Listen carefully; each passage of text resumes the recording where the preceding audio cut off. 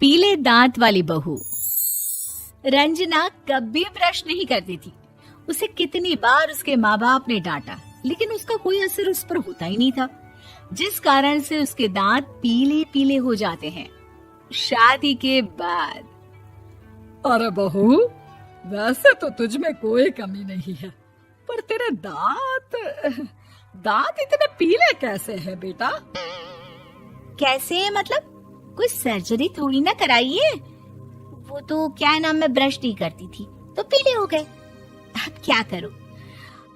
आप कहे तो लाल करवा लूं या फिर काले? यार ये क्या है, क्यों माँ से लड़ रही हो? लड़ रही हूँ? अरे मैं लड़ रही हूँ या ये बोल रही है कि दांत पीले हैं, पीले। अरे तपस्या थोड़ी ना की है इन्हें पीले करने के लिए। बकायदा ब्रश नहीं किया है 20 साल तक, तब जाकर। छी, कैसी बात कर रही हो? ये उस वक्त तो पीले नहीं थे जब हम लोग तुम्हें देखने आए थे। अरे तब साफ करवा लिया होगा डेंटिस्ट के पास जाकर। अब देखो कैसे पीले पीले लग रहे हैं। रंजना सास की तरफ गुस्से से देखती है। फिर शुरू हो गई पीले पीले पीले।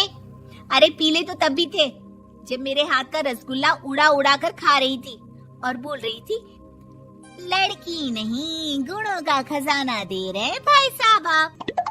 खैर, अब वो लोग करते भी तो क्या करते, पीले दांत वाली बहू पल्ले पड़ी थी तो झेलना तो था ही। एक दिन कीर्तन में रंजना गाना गा रही थी। अरे कमला बहन, माँ का द्वार है, यहाँ तो सब शुद्ध होकर आते हैं, फिर अपनी बहू को ब्रश भी नहीं करवाती तुम। दूर से पीले पीले दांत भक्ति में बाधा उत्पन्न कर रहे हैं। और कोई 2 साल के बच्चे थोड़ी ना लेकर आई हूँ मैं बहू बनाकर। अच्छी खासी लड़की है, अरे कैसे करवाऊं ब्रश? ये तो उसे खुद करना चाहिए ना। अब माँ बाप तो इसके जैसे तैसे निपटा दिए, ये नहीं सोचा कि सास कैसे संभालेगी। सास बहू को लेकर घर आ जाती है, लेकिन सोच लेती है कि अब इसे लेकर कहीं नहीं जाएगी। अगले रोज बहू कहती है, अरे क्या हो गया, मंदिर नहीं जाना क्या? कीर्तन का वक्त हो रहा है। मेरी मधुर वाणी से कान्हा जी जागते हैं और सोते हैं। आप तो जानती है ना उनकी भक्ति में कितना मन लगता है मेरा। वो क्या है ना, तबीयत ठीक नहीं लग रही है मेरी, आराम करूंगी मैं। तबीयत ठीक नहीं लग रही? अभी तो मिथुन के गाने पर नाच रही थी आप, और अब बोल रही है कि तबीयत ठीक नहीं लग रही। अरे भक्ति में मन लगा लो सासू माँ, ऊपर जाना है, क्या मुंह दिखाओगी आप? हाँ?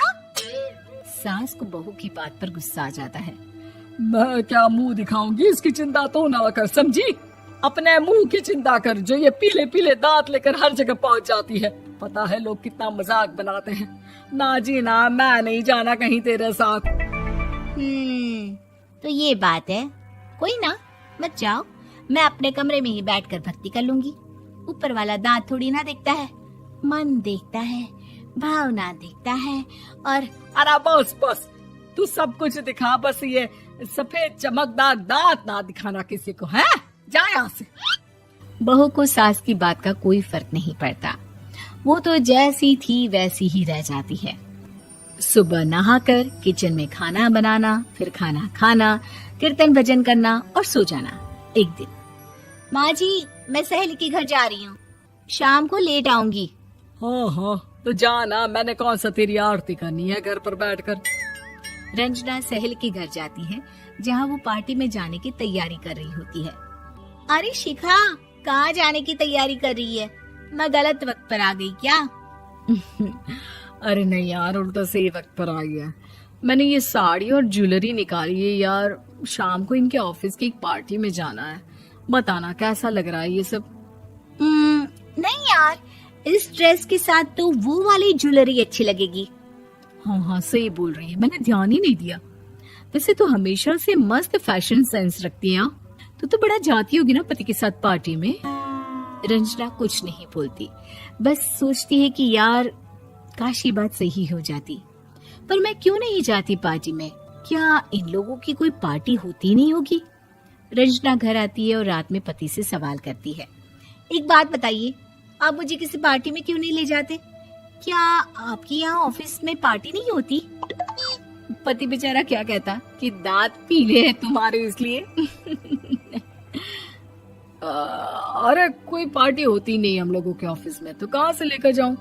और मार्केट, मॉल, कहीं वीकेंड घूमना, कहीं तो। अरे यार सारे हफ्ते में एक छुट्टी मिलती है, तो सोचता हूँ कि आराम ही कर लूं। क्यों? रंजना मन मार के रह जाती है। पहले कभी सास के साथ मंदिर जाया करती थी, लेकिन वो भी सास ने ले जाना बंद कर दिया। घर बैठी बैठी रंजना बोर हो जाती है। तभी उसे आइडिया आता है और वो मायके जाने का सोचती है।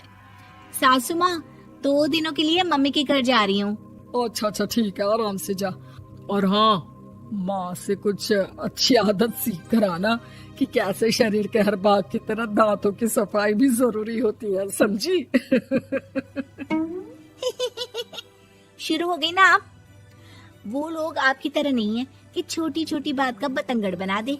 उन लोगों के लिए मैं मायने रखती हूँ, ना कि मेरे पीले पीले दांत। रंजना माँ को बिना बताए उन लोगों को सरप्राइज देती है, लेकिन जैसे ही वो दरवाजे पर पहुंचती है, अंदर देखती है कि घर वाले कहीं जा रहे होते हैं।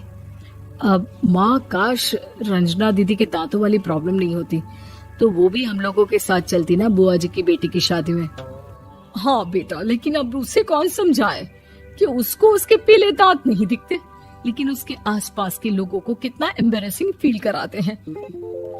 मुझे तो कितनी बार उसके स्कूल की टीचर ने शिकायत की कि उसके साथ कोई लड़की बैठना भी नहीं चाहती, और ना ही कॉलेज में कोई उससे बात करना चाहता था। लेकिन पता नहीं क्यों उसे ये बात समझ में ही नहीं आती। कोई कमी नहीं है उस लड़की में, बस यही कि दांत पीले हैं। वो तो भला हो जीजा जी और उनकी माँ का, जो दीदी को जैसी है वैसे ही रखा हुआ है। रंजना को अपने घर वालों की बात सुनकर बहुत दुख होता है। वो सोचती है कि वो क्या करे, लेकिन फिर वो सीधा डेंटिस्ट के पास जाती है, अपने दांत चमकाती है और कसम खाती है कि वो रोज ब्रश करेगी। अरे क्या हो गया? तुम तो 2 दिनों के लिए गई थी ना, पर कोई ना, अच्छा है, चलो आ गई तो। रंजना सास के सामने आकर खड़ी हो जाती है और पूरी स्माइल करती है, उसके चमकदार दांतों को दिखाती हुई। हैं? चले मंदिर? माँ, मुझे माफ कर दीजिए, मैंने आप लोगों को बहुत एम्बैरेसिंग फील करवाया। मैं आज से रोज ब्रश करूंगी।